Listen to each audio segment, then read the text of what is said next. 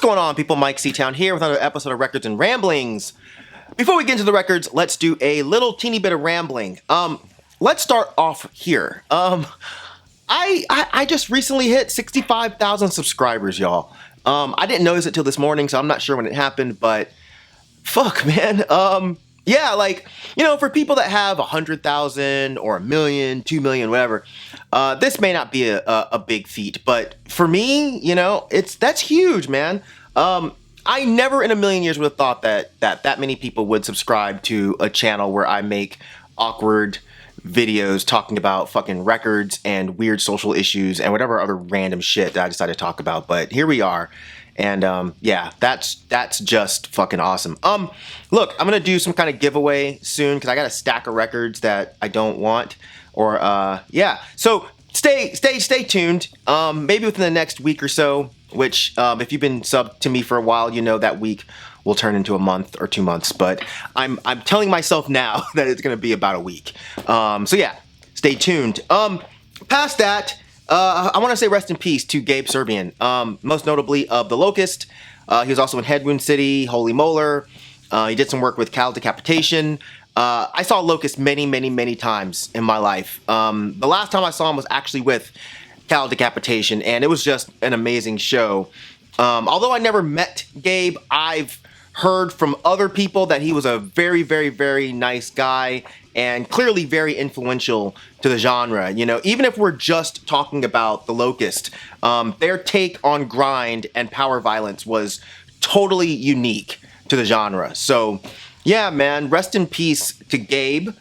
Also rest in peace to Trevor Sternad of Black Dahlia Murder. Black Dahlia Murder is a band I never really got into. To be honest, you know, I think they're cool, but they came around during a time where I really wasn't interested in that sound, and I just never caught up. But I know a lot of people who would not be into extreme metal had it not been for Black Dahlia Murder. Outside of that, even though I never met him, Trevor, he seemed like a great guy, friendly and super passionate about metal. And, you know, like me, he came from the hardcore scene, and he just found a love of metal through that scene. And I've always thought that was dope about him. I also thought it was really dope that he was a fucking fan of my old stupid band, Dawn of Orion, and that just bugs me out. But yeah, these are rough times for a lot of people, man, and we just have to be empathetic towards what others are going through. You know, a lot of people were shocked by this due to him being such a happy guy, but you guys really have to understand that when it comes to suicidal depression, it's really not like they show in the movies where it's just some guy walking around, he's always mopey and just always sad. I mean, it can be like that, but it's not always like that. You know, sometimes it manifests itself in ways where you feel like you're fine around other people, but once you're alone with your thoughts, you know, that's a completely different story. But, you know, there are some pretty gross videos and tweets floating around where people are saying some pretty boneheaded things about the situation. And I just want to say really quickly, take it from me, who's had to learn the hard way. It takes nothing to be just nice or silent about certain things. You know, being a dick about certain things can cause a lot of unnecessary harm to a lot of people. So maybe think about the things that you say before you say them. You know, not everyone needs your opinion on everything. I know that that's crazy to hear, but you are not the center of the universe. But yeah, and no, I'm not going to share any links to any of the shitty content that I'm referencing because I think it's dumb to share stuff and then be like, hey, everybody go check out this video that I hate. Go check it out. I don't need to do that. You're just driving up the views for the video. And if I see anybody else sharing the links down in the comment section in a very friendly way, I will delete your comment. So don't do that. But yeah, man, there are pretty clear enemies to all of us in this world right now, man. So don't waste your hate on people who have never negatively contributed to the world, man. You know, support people, support your friends. You know, that's really important these days. But yeah, all right, man. Let's get into the records. Speaking of supporting your friends, man, I'm gonna show this CD right quick, boy. This is the new Father Befalled album. This is crowned in Veneficum. Probably butchering that. But yeah, I don't normally show CDs, but I just had to mention this because This new Father Befouled album to me is easily the best shit that these guys have done so far. I don't care if you think it sounds like hyperbole or recency bias, but yeah, man, this is their best album. It's like, this is the album that they were meant to make, you know? It's dark, it's evil, it's dirty, and it's just incredible death metal. Still not my favorite of theirs, I don't think. I think my favorite is still Revulsion of Seraphic Grace, but I think this album is objectively better than that album. So go check this out and buy it, and see them live if you have the chance, because they're fucking killer. Also, the homie Ben Smasher did a whole ass review on this, so I'll put a link down there in the description section, so go check that out. And make sure you sub to Ben, because Ben is a great dude. Now, let's get into some other shit. First record I'm going to talk about here, this is Aesop Rock with Appleseed. Yeah, if you've heard the album, you'll get that reference. This is Aesop's, well, actually, before I even forget, I recently did a video of Cage's Movies for the Blind. It's not directly related to this, but it's kind of related, so go check that out as well. Anyways, yeah, this is the second thing that Aesop Rock dropped. It was a few years after he did music for Earthworms, which I still don't get why he won't reissue music for Earthworms. But anyways, this EP, man, it's really good. Like, fuck, man, it's actually unreal. The raps, the production from himself and Blockhead and Omega One. Yeah, man, this is such a good album. I do wish it had come with some liner notes or something, but that's okay. And the vinyl is really nice. It's like this clear kind of smoky dealy. But yeah, this album is an absolute, oh shit, an absolute classic. Yeah. I remember the first time I bumped heads with my head led to a dead bargain and a thanks for nothing low life and a start of beg my pardon. Yeah, fucking amazing raps. But I've always loved the song Hold the Cup with Dose One. Fucking incredible. Next record I'm going to show you, this is Foundation with Turncoat. Yeah, so this is a band that I unnecessarily and embarrassingly slept on for a long time. This is an Atlanta band that kind of popped up after I'd stepped away from the hardcore scene. I got kind of disillusioned with hardcore shortly after my band broke up in like 2002. I still went to shows here and there, but mostly like punk shows. I wasn't really going to hardcore shows.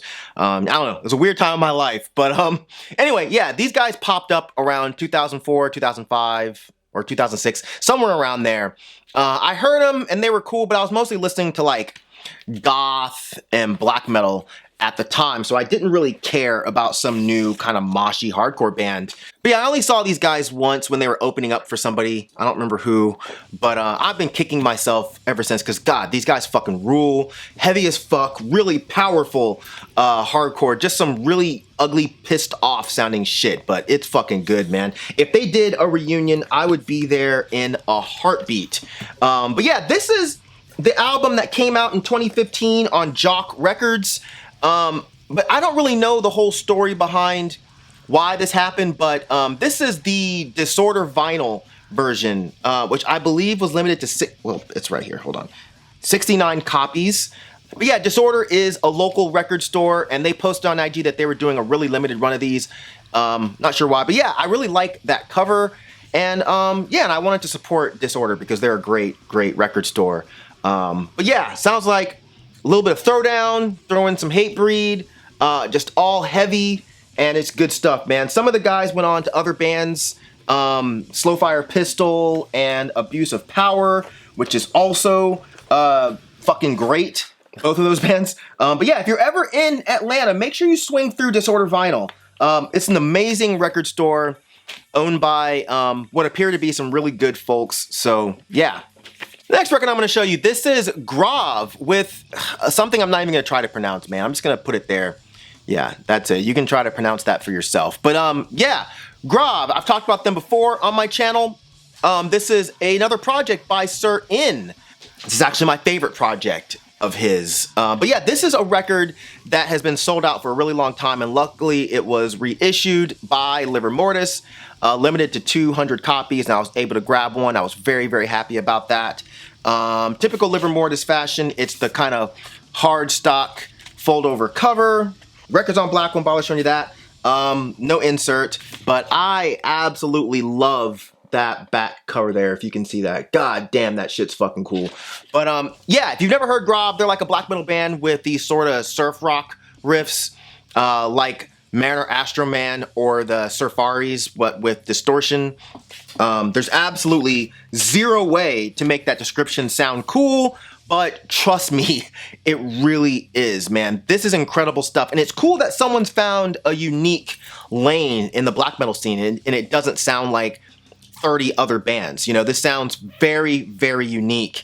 And it's also rad that I haven't heard any other bands try to mimic the sound of Grav. I think that that's cool. But yeah, Sir S, who's also was a part of this particular record. So yeah, definitely worth picking up if you can find a copy that's fairly cheap. Moving right along before my battery dies. This is Paintbox with Relicts. This is a collection of singles by Paintbox. And if you're not familiar with Paintbox, or you see this cover and you're like, what the fuck is this fucking Grateful Dead fucking fish sounding bullshit? No, this is a Japanese hardcore band that is fucking awesome. They're one of the lesser known Japanese hardcore bands, I think. At least I don't really hear that much about them. But yeah, they're fantastic. Fast, unrelenting, but oddly catchy and fun hardcore, if you can imagine that.